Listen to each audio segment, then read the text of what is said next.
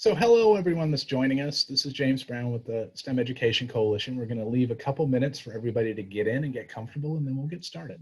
Thanks for joining.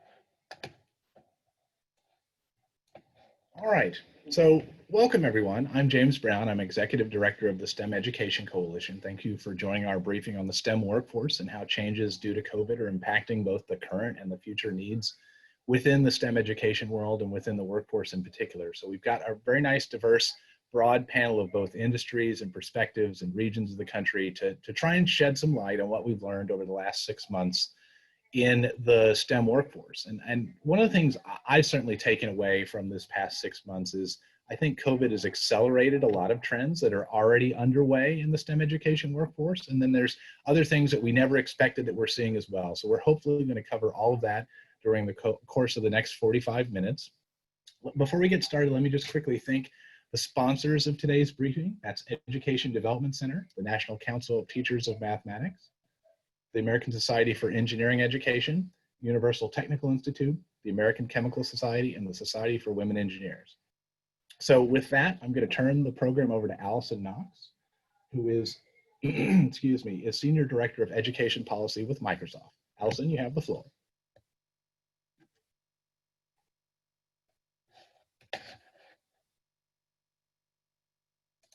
Hi, everyone. Sorry, I was muted. Can everybody see my first slide? Great. Great to be here. Thank you, James, and the STEM Ed Coalition for inviting Microsoft to be part of this important conversation. And I want to thank the other presenters today to shed some light on what the other companies are doing in this space to, make sure that we are building a more inclusive economic recovery. A couple of things that I'm going to be doing is one is just setting the stage with some trends, some data that we've been collecting. Another is I want to make sure that you know about some data that you can access to start framing workforce needs in regions and states and around the world, but mostly in the United States. And then finally, just take you to our skilling offer. So the first item that I want to show, so let's make sure that it's working. Yeah, sorry, I'm not used to Zoom. Okay, so Microsoft went about looking at the fact that we all know that we're in this economic and health crisis, and we wanted to make sure that we were focusing on those who are really disconnected and really thinking about people who really want to come back to work and really want to have skills to come back to work, and those who've always been disconnected from technology or the workforce, and how do we create new opportunities for them. We also recognize that we're moving into a totally different kind of economy where we're going to be doing more of this, but also doing face-to-face and sort of that balance and what does it look like. I'll be talking about the skilling challenge. And we also want to recognize up front that we can't do any of this work alone. There's no question that all oars have to be pointed in the same directions around job, workforce development, getting people back to work to strengthen our economy. So let's look at some of the economic data that we've been collecting. This one is a little bit dated, obviously, because we just did this basically in the spring in that we looked at the great lockdown, but we really took a look at the fact that, oh my gosh, the unemployment rate really was double the Great Recession, and that we were in a serious situation throughout our country. And we also realized quickly how much disproportionately this was hitting, especially the Black and African American and Hispanic communities. And we really wanted to zero in on some of the needs that we were seeing in those communities. We also realized quickly that women have been disproportionately impacted by this unemployment and the skill shortage and the STEM talent gap. And we also, can you see that slide okay? Yeah, I think so. Can you? Yeah. We also recognize that there's this growing trend of growth in jobs that are not repetitive and require high cognitive skills, while there's also this other trend of jobs decreasing over time, and we forecast to continue to decrease jobs that have repetitive tasks involving lower cognitive skills. And then finally, the technology sector, of course, what we're always thinking and talking about. We just want to put out there as much as possible that there's going to be new jobs being generated by folks going digital, the cloud, increased usage. Obviously, what we're doing now, there's just going to be more jobs in the trades. There's going to be more buildings built, and there are more buildings being built with smart technologies, more smart buildings.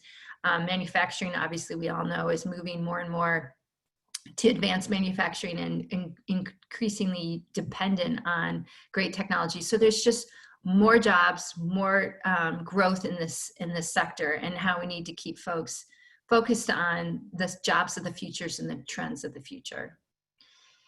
So we set out with a huge ambitious goal to, get 25 million job seekers around the world acquiring new digital skills for this post-pandemic economy. Again, that's worldwide. In the United States, we're zeroing in on at least 10 million job seekers.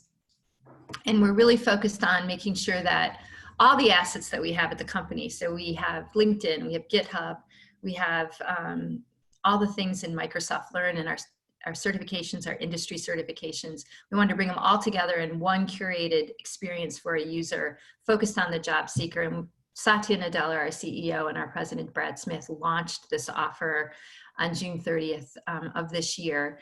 And we've got millions of people accessing it. We're pretty excited about how they're accessing it and actually completing courses.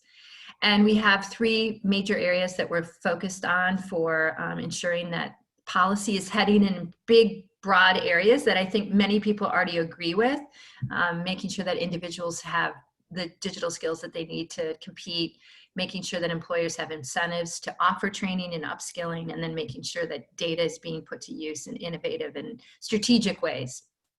So with that, let me take you to, if I can do this really quickly, I'm going to stop sharing, and then I'm going to share my screen again. And I'm sorry I'm talking out loud, but it's, I guess, the way I learn. And I'm sharing now. I hope that looks good. Okay, so this is one asset that everybody, I'm hoping, we may already be aware of. If you're working up on, Capitol Hill and you're looking for ways to forecast workforce data or who's hiring or what skills are needed, this is a great asset to access. We've unlocked the data for free at least through March of next year. And this is called LinkedIn Economic Graph Data. It's generated through these members that we have. You can see the statistics of who's on there and what job, how many job openings are listed, et cetera. And what's really great, I think, is how simple it is to use. So I'm going to pick the United States. I'm going to pick up until June 2020. I'm going to look at all industries, and let's look at a region.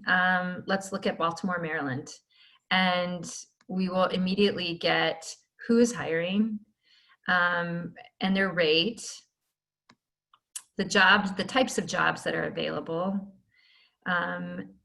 And then remember these job titles, because I'm going to take you to our skilling offer, and we say that the skilling offer is matching up to in-demand jobs, and you'll see these job titles, and actually they're covered for the training that we're offering. What are the skills needed? And we outline that per region, and it does shift, of course, per region, and it talks about the methodology we're using, and you can download it as well and use it as a PDF and share it as needed. So that's a LinkedIn, our economic graph, our forecasting. And then to take you to our, this is my, there we go. To take you to the actual offer, there are three components. Again, these are the subunits within Microsoft that are offering up content, but there are three steps in this process. One is learning skills. The second is searching and apply for jobs, and then making sure that people can compete through employability skills. So let's just take a quick look at what it looks like. So if the person goes in, sorry, this keeps going up. here are the 10 jobs and they're really pathways that we've identified with the greatest number of job openings, and we quantify it right here. So remembering in Baltimore, Maryland, the top needed job was software developer. So I'm not surprised to, see it mimicked again with the biggest number for the actual openings. And you can see that there's 10, and some are broad, some are a little more specific. Frankly, I have started a few of these because who doesn't need more skills and training in customer service or project management? And what's great is once you're into one of these pathways, you can go into, that's just basically saying my LinkedIn email is not connected to a different email. That's that red. But you go into the learning path and you can see a scaffolded way of learning. So these are sort of from the most straightforward and maybe foundational courses right here, all the way to more advanced over to the bottom right. And if you click in there, you will see an instructor. You can connect to a network, the number of hours and minutes, very bite-sizable ways of learning. And the moment you complete that course, that badge will then go onto your LinkedIn profile. And the more badges, of course, and the more verified needs that the employer has that speak back to what we're offering, the better for the job seeker. And then down here, and then all that content is now free. And to just wrap up, because I know everybody else is also needing to speak, we also are offering some of our certifications from, the exams used to cost about $100 to $150. And now we're offering them through March 31st of next year for $15. And you can see here, if I'm really committed and interested in becoming a software engineer, a software programmer, and I want to get the certification for Microsoft Azure and the Azure Fundamentals course, you can see you can click there, takes you to the courses. You can take the course as many times as you want for free, and then you sign up to take the certification exam, and then you can have that exam certification on your LinkedIn profile as well. So that gives you a taste of the actual offer. Some of the ways that you can access our forecasted workforce data through economic graph, and then some of the trends that we're seeing overall with the workforce. Thanks so much, James. I'll turn it back over to you. Thank you, Allyson. I've got a couple of texts I need to send to some of my friends who are out of work that are going to point them in the right direction. So thank you very much for that. Next, we have Jackie Mackewicz, who is Senior Director, Global Talent Acquisition and People Analytics with Texas Instruments. Jackie, the floor is yours. Okay, can you hear me okay? Okay, awesome. So I will get started here. Okay, so most of you should know, hopefully, Texas Instruments. Often people think of us as the company that makes the calculators, which is very true. But obviously, we do a lot more than that. We are a $14 billion company with about 30,000 employees across about 35 countries. And we are the parts that are inside of all of your systems, from your car to your thermostats, washing machines, you name it. Rich Templeton is obviously our chairman and president and CEO, and really our focus is engineering the future and making things really safer, smarter, and more connected. So just wanted to give a little bit of background there. So some of the trends that we're looking at since COVID hit has really been around what companies are doing, and the decisions that they're making around talent are going to help define their employer brand for years. And so I think it's no surprise to everybody here. Obviously, employee stress levels have risen. Companies are evaluating work from home policies, which is also creating really a unique opportunity to attract talent around the world. Organizational resilience has become more important than ever, and I think that that's for prospective talent, but then also employees that are working for companies today. And then organizations are really challenging the ways that we work today, what we've learned, and really how we can become more and more efficient. Globally, we're seeing educators, companies, and students really thinking outside of the box on how content is administered. And really, students and professionals have quickly adapted to learning in a digital environment. converting coursework to online or on demand. And so those are some high-level trends that we're seeing out there as it pertains to talent. Really, when it comes to TI, so how have we adapted our current model amidst COVID-19? And so I'm not sure if y'all know, but our talent pipeline strategy is really to primarily recruit interns and new college grads through university relationships and partnerships. And a significant part of our pipeline is filled through interns and intern conversions. And so when COVID hit, we're expecting about 700 interns to arrive over the months of April through June, in addition to hundreds of new college grads around the globe. And so to say it was a challenge is an understatement. I know it was for many, many companies out there. But we were pretty well equipped. So we made the decision as a company to pivot really quickly, and we were going to host these internships globally because it was, or virtually, because it was such an important part of our pipeline. And so we hosted these interns and new hires virtually, onboarded them. Erica Beskar presented in front of this group a couple of months back. You might have heard from that, those of you that attended. And really it was a company-wide effort that created really outstanding experiences across multiple engineering functions and business functions. And we were actually recognized as one of the top 100 internship programs despite the virtual environment. And so with that, we also needed to quickly adapt and onboard and train in an all virtual environment. And also design a virtual recruiting strategy for this fall. So we are not going to any campus, even though that's primarily who we recruit. And that has been a significant challenge.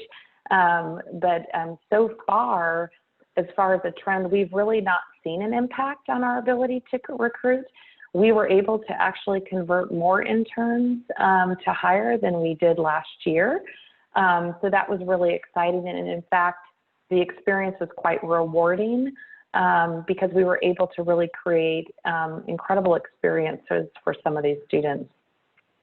In tandem, we also did really try to tell our story through digital marketing as a lot of companies. So we renewed our employer value proposition and our ambitions and values. We put that collateral out on our career site and through social media.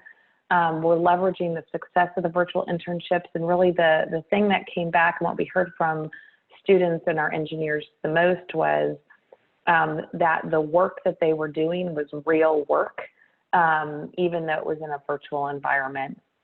And so really at this point have not seen an impact. I will say recruiting on campus virtually is challenging.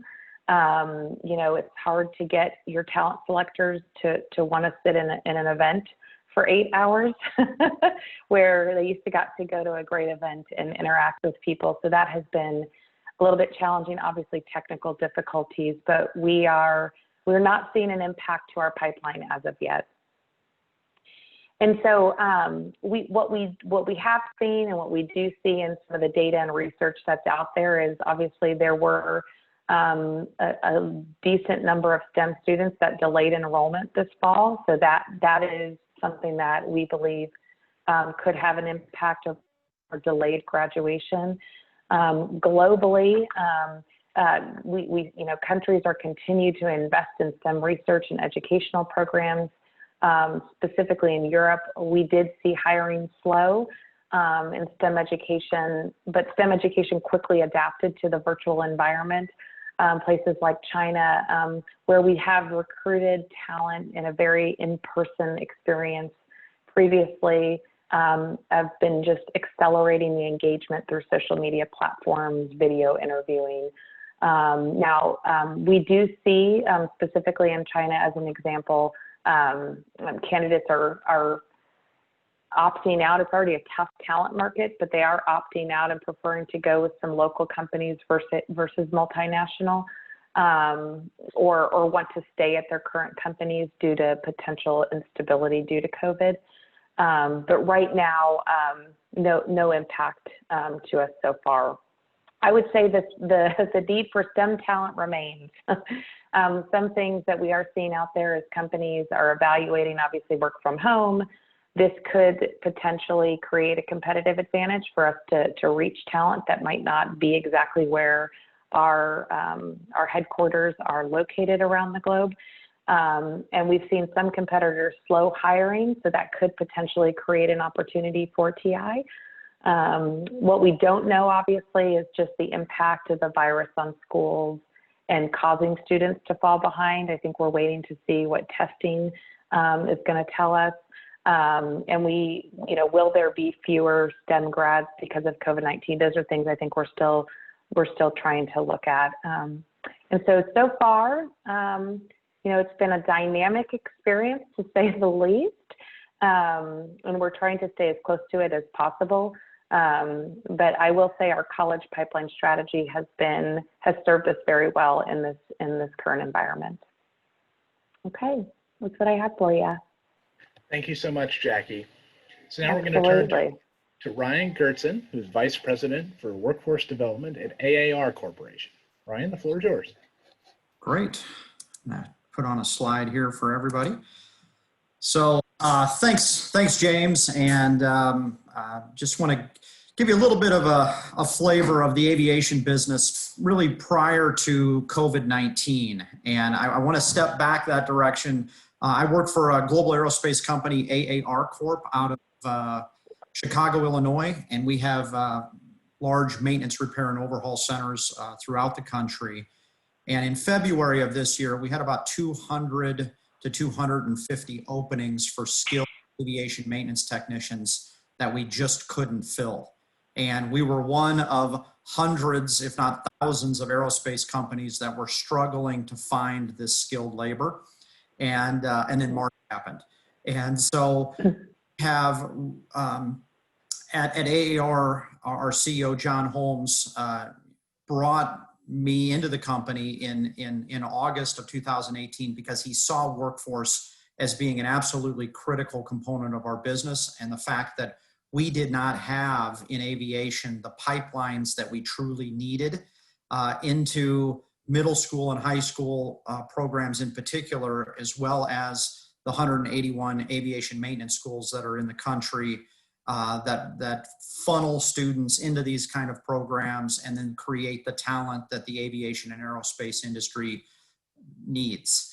And so when COVID-19 hit, obviously we all know what has happened to aviation. It's been pummeled, for lack of a better term, and obviously all of us, to some degree or another, have had to make very difficult decisions about facilities, about people, but the PSP has helped in a lot of ways, though really geared more towards the airline business than maintenance, repair, and overhaul.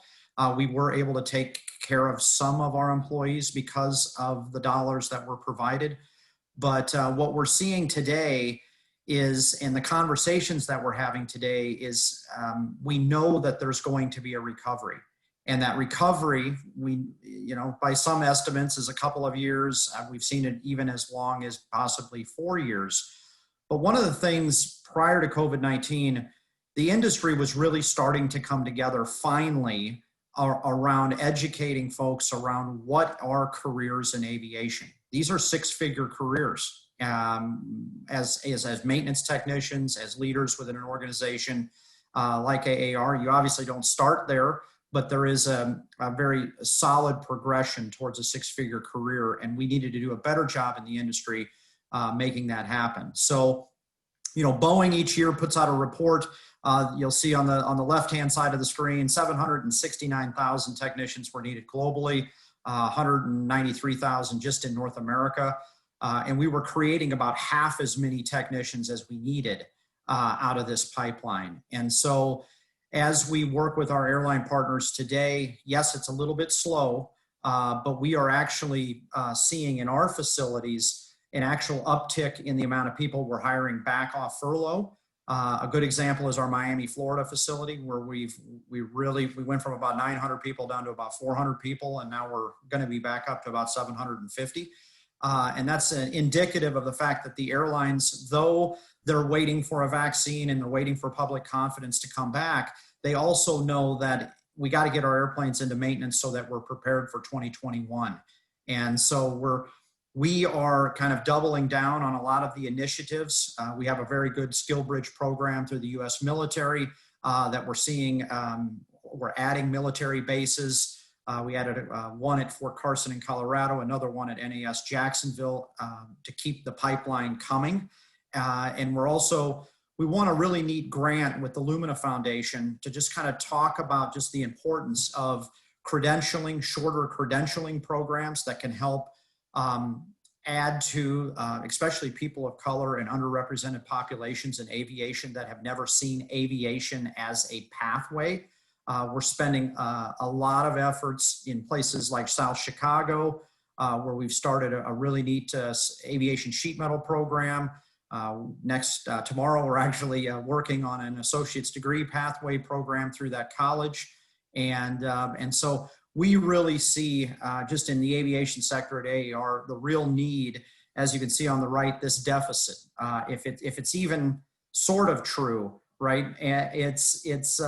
We see the need for people to look for aviation and aviation, technical aviation in particular, as really, really important, and working hard through the varying pathway programs to create, these are STEM-based careers in aviation. So with that, I'll turn it over back to you, James, and look forward to any questions.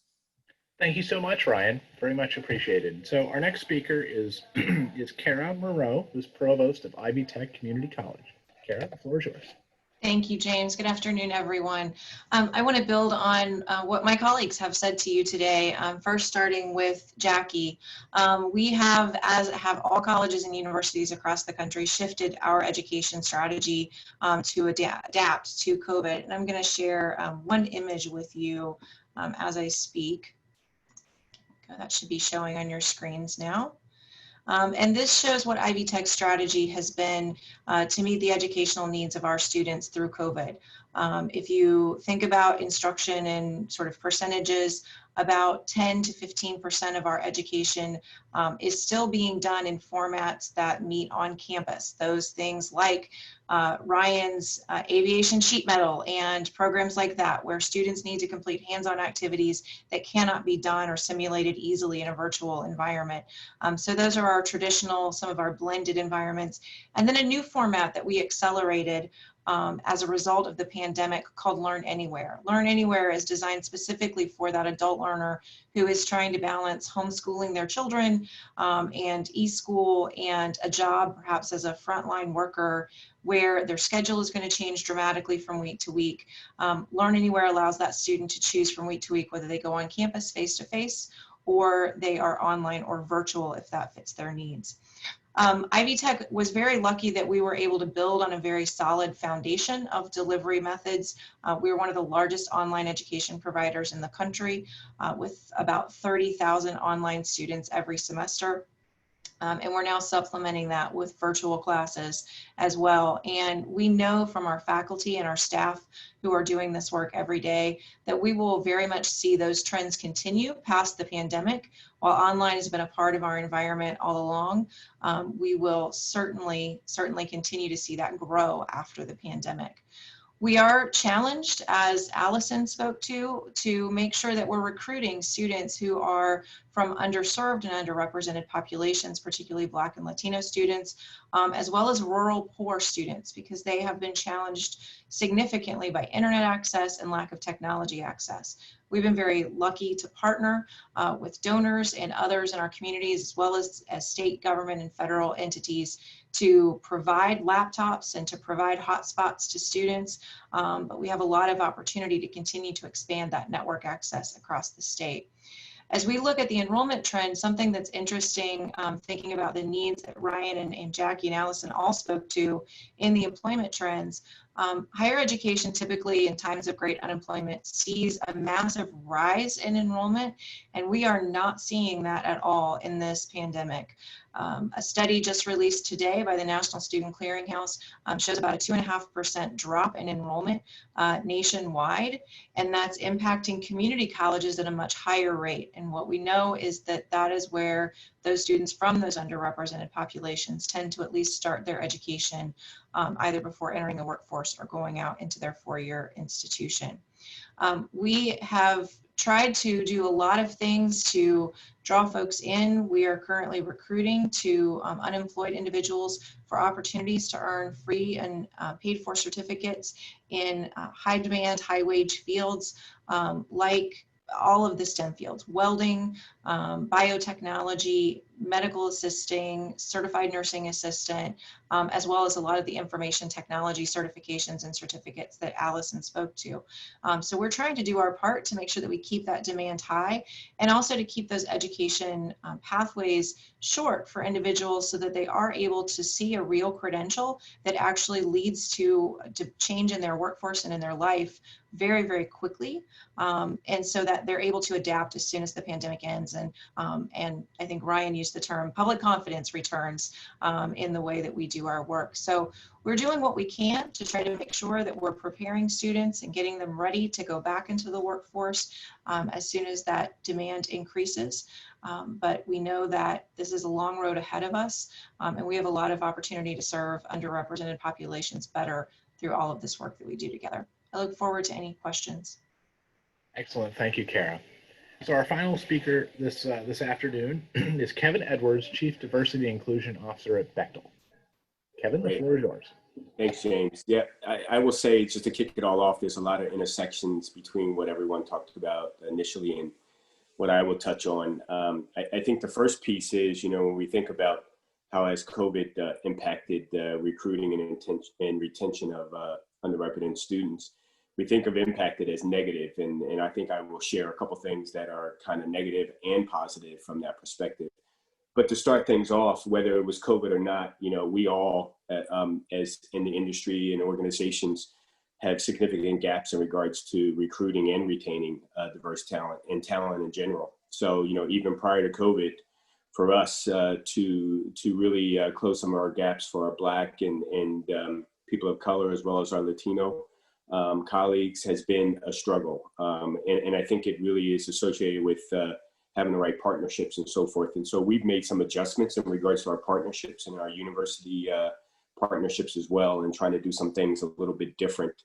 In fact, we had a call today with one of the HBCUs that we're beginning to partner with. And we thought of ourselves from a standpoint of how do we brand, number one, how you really set yourself up on campus and with your partnerships really set the stage in regards to if you're going to have success with that underrepresented talent or talent in general. And there are some technology pieces we're looking at that the university has started using as a means for students to have access to companies and what companies are doing in that learning piece. So I think that whole technology piece, even like LinkedIn Learning, students have had to lean on how are you going to engage with companies? How are you going to differentiate yourself? Because the traditional in-person operations and activities and engagements are just not happening. We can adjust like we did over the summer. And I think, Jackie, you may have talked about this from TI, adjusting your internship program to really give a program to talent you actually tap into. And that's all good.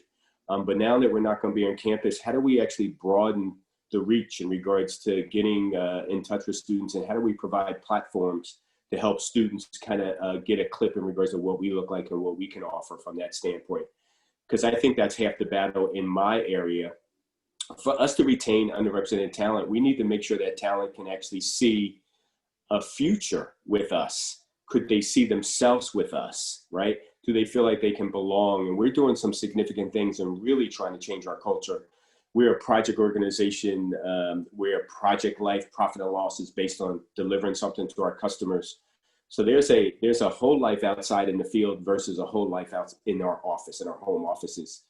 And there's some significant things that are happening out there from a discrimination, from an acceptance for our underrepresented talent. So we've got to really fix a lot of that in order to really think that if we're even going to take what we can and have some success in the recruitment piece, if we don't really fix the cultural pieces inside, that recruitment piece isn't going to help, even if COVID is here or not, right? So we've got to really take advantage of that. I will tell you, you know, I think COVID has really opened up a whole nother level for us to be able to have a larger reach, even with our business resource groups and others.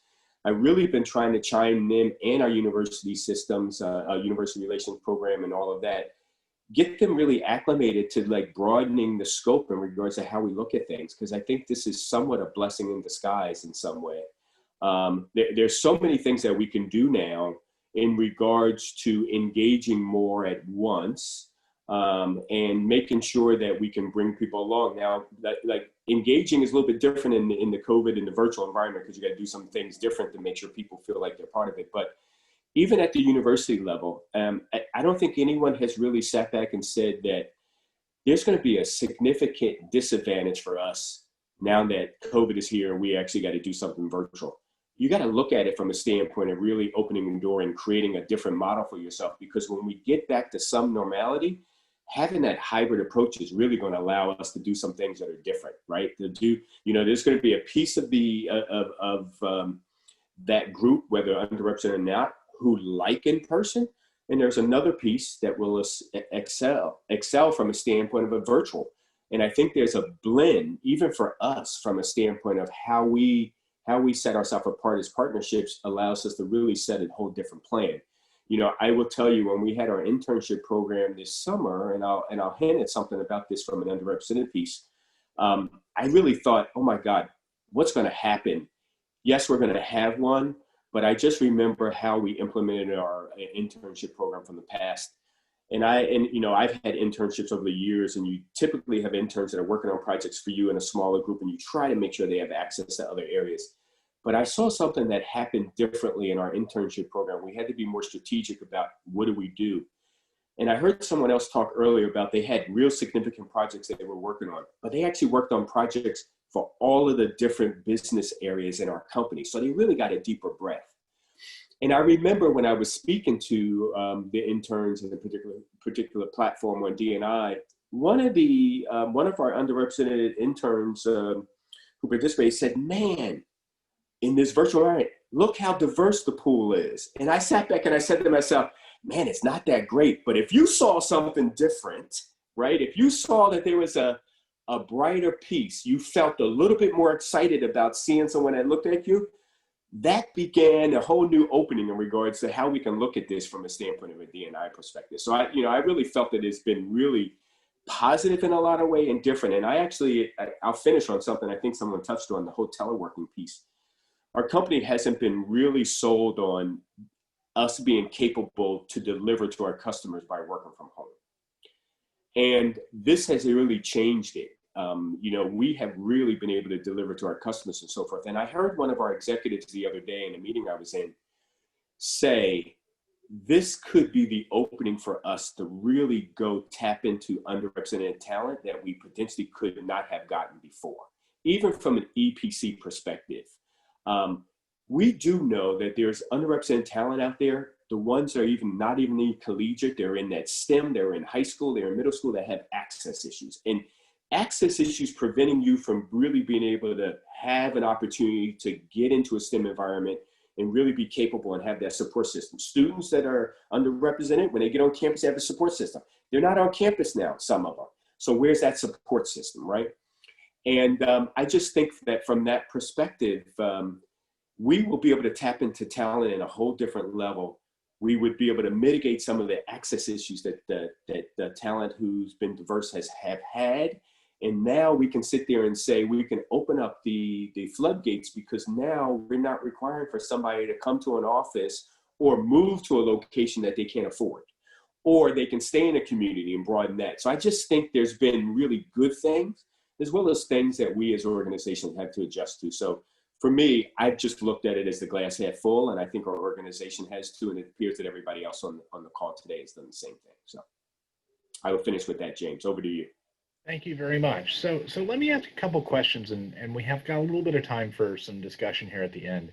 One of the questions I have is, so So I've definitely seen some writing about this and experienced it certainly within our team here in DC. But what can you say about the fact that while we've opened up the field to, in some ways, a greater audience by going online, we've lost some of the in-person advantages for new employees.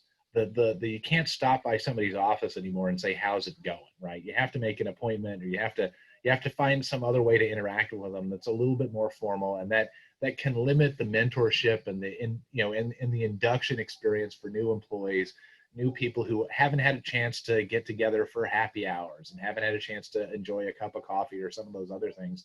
What can you say about how we've adapted, and what kind of implications do you think the fact that while we may be more accessible, it's at a little bit more of arm's length in terms of that interaction? Jackie, let me just go to you first. Sure.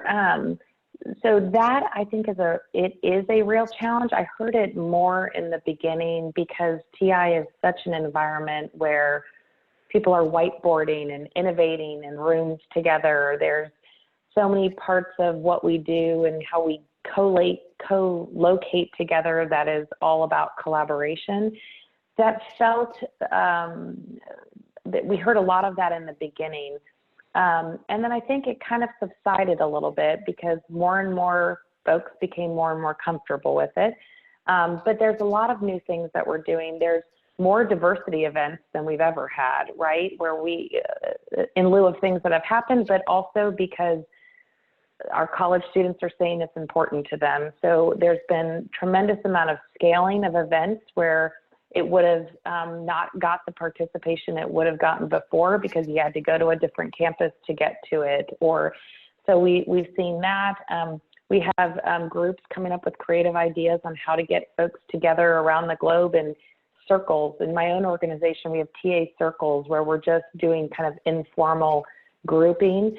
Our Women's Diversity Initiative is also doing small groups that are not about work. They're really just about getting to know each other and building mentorship. So I see a lot of great ideas coming. I don't know that it'll ever perfectly replace what feeling you got and how you could collaborate when you were in person. So I think, to Kevin's point, I think it's a hybrid as we move forward. I think it's a little bit more of a blend. And we did hear from our interns, the one thing that they just wish is that they would have been able to see the site or meet the people in person.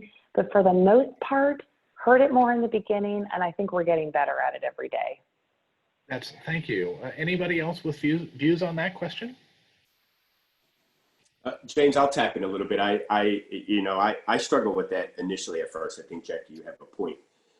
I used to call them drive-bys. It was my way of being able to go see someone about something that I didn't have to go create a meeting or I didn't have to do an action. I could go, boom, tackle something real quick and an answer and bam, right? And that I struggled with that initially at first. And then I just said, you know what? I can still do that. I just got to structure it a little bit more. And by the way, Jackie, I think you have the same thing, but whiteboards on wheels now is a key thing in regards to making sure we have that. You have that as well. And I just think it changed. I just had to figure out how to do it and then get my team to think about it the same way. Our natural instincts are to kind of make sure we focus on doing things in person. And I think it actually has prevented others from engaging in the past just because we thought about that all the time, about the in-person. Some people aren't comfortable, really stepping into executives or managers, kind of just going by and seeing them. And I think this platform has really opened it up a little bit. You actually don't even have to be in person and be on camera. I mean, my philosophy with my team is when we're meeting with me, we're on camera. If I'm the only one on camera, that's okay until I get you comfortable to do that. But you actually have a little bit more ability to do something in a different way that makes you feel a little bit more comfortable and you can drive it a little bit more. So that was just my thoughts. Thank you. So anyone else want to weigh in on this question? I've got one more question I want to ask and then we can open it up. Okay, so let me turn to the next question. So let's presume we have maybe a wonderful Christmas present that's a vaccine for this thing, and that, by spring break, we've gotten to some semblance of normal and the economy is growing and we're looking at, those employment trends. All of you have kind of hinted that there are shortages in the STEM workforce pipeline that are potentially gonna constrain things. What do you think under that scenario, that in say 6 months, and we're now back to an economy that's on the rise, where will the biggest challenges be in the STEM workforce then? And what would your ventured guesses be there? And so let me turn first to Ryan. You've alluded to this directly. Yeah, no, I think it's, for us, we've worked so hard, and one of the things that we have seen is that, the great work that the industry has done to try to, get the message of aviation out is definitely resonated. I have talked to a lot of the aviation maintenance schools. They actually are seeing a rise in their aviation maintenance program, which is very, very encouraging. And so when I look at 6 months down the road, I think the concern that obviously our industry has is that we've accelerated retirements of thousands of people. We were already short. And so I think the ability for us to, to find that skilled labor and to create it. I mean, you can't just, find somebody. They gotta have some sort of marketable skill, which means you got to spend some time, not necessarily an associate's degree, but it could be a sheet metal certificate program that's shorter in length. I also, one of the things I wanted to, speak to was what Kevin talked about, is that, I do see that there is going to be a change. I think our CEO, for example, was a big he was not an advocate of working from home. And I think he's been shocked about the production in some ways that, that has happened across the, all kinds of industries, and how people have adapted. So I definitely think that, the recovery, especially of the business traveler, is going to be, I think, slower, unfortunately, than what we all hope, especially being airline and airline executives folks, just simply because the production has been, pretty amazing using these kind of technologies. So that's my thought, and I know that's why we're really, focused on keeping the relationships with high schools and post-secondary institutions. So Allyson, can you jump in on this one? Yeah, sure. I think that business overall, every organization has come to a realization that unfortunately a pandemic can hit, and more and more organizations want to be prepared for this way of working, but also doing business, which creates new demand for cloud technologies, which creates new demand for folks who want to know how things are working behind the scenes. So data scientists, data analyzers, data visualizers, definitely a need. I think privacy issues will continue in the technology world. I think cybersecurity is never going to decrease. It's just going to increase. And so in some ways, what I'm saying is, if every job is now becoming a tech job, you can even go deeper if you know an industry in particular, and there are going to be incredible opportunities. And then when you look across and you think of like everything digital in the cloud, you can think about security, privacy, but even physical infrastructure. I mean, these are just off-premise servers in massive football fields. Who's physically protecting them? Who's understanding how to manage them? So to me, it's something shifted in our society, and there is a realization this can happen. Therefore, organizations want to be prepared, which just asks for more tech jobs and tech skills. Thank you. Anyone else want to jump in? I'll just add a few. I think it's going in a positive direction. I think where Allyson was going was, I don't think right now we're going to see a trend that it's going to go backwards. I think our biggest piece that Ryan was hinting on, that I think is what we as organizations are doing, what are we doing to continue to build the pipeline, right? What are we doing in the early years to really keep that going? I mean, our executives the other day, we were talking about, with where we go with DEI and how our employees feel about it.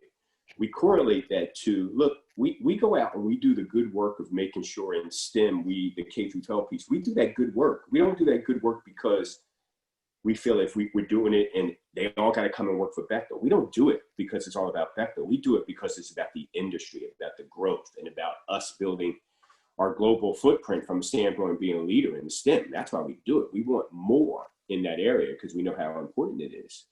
And I think that is where, you know, a lot of us have to put a lot of the work in. I mean, this summer I said to a colleague of mine, I said, look, we support grade 3 through 5 programs in regards to that, and we can't do it in person, so we got to do it virtually, and it's going to be an issue. Let's make sure they got capabilities from standpoint of Wi-Fi and everything, and we got partners out there we can go to, we can get it.